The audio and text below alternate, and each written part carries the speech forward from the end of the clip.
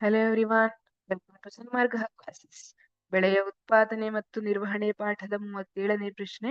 ಸಾವಯವ ಮತ್ತು ರಸಗೊಬ್ಬರಗಳನ್ನು ವಿವೇಚನೆಯಿಂದ ಬಳಸಬೇಕು ಎಂಬ ಹೇಳಿಕೆಯನ್ನು ಸೂಕ್ತ ಕಾರಣಗಳೊಂದಿಗೆ ಸಮರ್ಥಿಸಿ.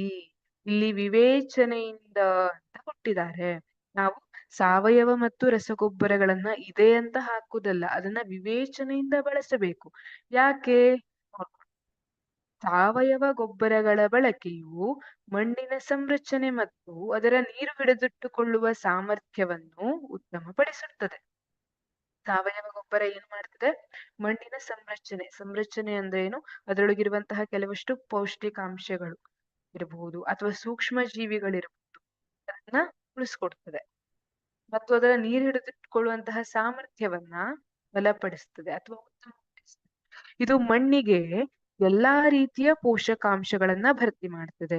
ಈಗ ನಾನು ಸಾವಯವ ಗೊಬ್ಬರವನ್ನ ಹಾಕಿದ್ರೆ ಬರೀ ನೈಟ್ರೋಜನ್ ಅಷ್ಟೇ ಭೂಮಿಯಲ್ಲಿ ತುಂಬುವುದಿಲ್ಲ, ಬರೀ ಫಾಸ್ಫರಸ್ ಅಷ್ಟೇ ಜಮೀನಿನಲ್ಲಿ ತುಂಬುವುದಿಲ್ಲ.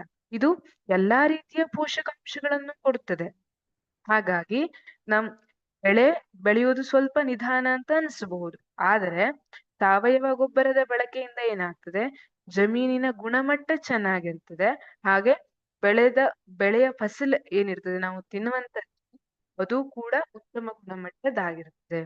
ಆದರೆ ರಸಗೊಬ್ಬರವನ್ನ ಬಳಸೋದ್ರಿಂದ ಏನಾಗ್ತದೆ ನೋಡಿ, ಇಲ್ಲೇನಾಗಿದೆ? ರಸಗೊಬ್ಬರಗಳ ಸತತ ಬಳಕೆಯಿಂದ, ನಿರಂತರ ಬಳಕೆಯಿಂದ ಏನಾಗ್ತದೆ? ಇದು ಮಣ್ಣಿನ ಫಲವತ್ತತೆಯನ್ನ ಕಡಿಮೆ ಮಾಡ್ತದೆ. ಯಾಕೆ ಅಂದ್ರೆ ಇದು ಕೆಲವೊಂದಿಷ್ಟು ಸೂಕ್ಷ್ಮ ಜೀವಿಗಳಿಗೆ ಹಾನಿಕಾರಕ ಆಗಬಹುದು. ಉಪಯುಕ್ತ ಸೂಕ್ಷ್ಮ ಜೀವಿಗಳಿಗೆ ಹಾನಿಕಾರಕ ಆದಾಗ ಮಣ್ಣಿನ ಫಲವತ್ತತೆ ಕಡಿಮೆ ಆಗಬಹುದು. ಅಥವಾ ಇದು ಕೆಲವೊಂದಿಷ್ಟು ಪೌಷ್ಟಿಕಾಂಶಗಳನ್ನ ಮಾತ್ರ ಜಮೀನಿಗೆ ಜಾಸ್ತಿಯಾಗಿ ಕೊಟ್ಟು ಉಳಿದ ಪೌಷ್ಟಿಕಾಂಶಗಳನ್ನ ಕಡಿಮೆ ಮಾಡಬಹುದು. ಹಾಗಾಗಿ ರಸಗೊಬ್ಬರಗಳ ಅತಿಯಾದ ಬಳಕೆ ಮಣ್ಣಿನ ಫಲವತ್ತತೆಯನ್ನ ಕಡಿಮೆ ಮಾಡುತ್ತದೆ ಮತ್ತು ಜಲಮಾಲಿನ್ಯವನ್ನ ಉಂಟು ಮಾಡುತ್ತದೆ. ಹೇಗೆ ಜಲಮಾಲಿನ್ಯವನ್ನ ಉಂಟು ಮಾಡ್ತದೆ?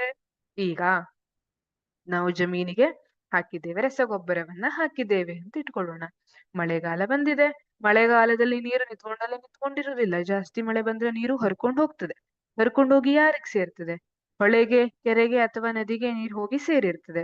ಹಾಗಾಗಿ ಇಲ್ಲಿ ನೀರು ಜಲಮಾಲಿನ್ಯವನ್ನ ಉಂಟು ಮಾಡುವಂತಹ ಸಾಧ್ಯತೆ ಇದ್ದಿರ್ತದೆ. ಹಾಗಾಗಿ ನಾವು ರಸಗೊಬ್ಬರಗಳನ್ನ ವಿವೇಚನೆಯಿಂದ ಉಪಯೋಗಿಸಿಕೊಳ್ಳಬೇಕು ಅನ್ನುವಂತಹ ಹಿಂದಿನ ಪ್ರಶ್ನೆ ಏನಿತ್ತು, ಅದಕ್ಕೆ ಈ ರೀತಿಯಾಗಿ ನಾವು ಉತ್ತರವನ್ನ ಬರೀಬಹುದು. Thank you.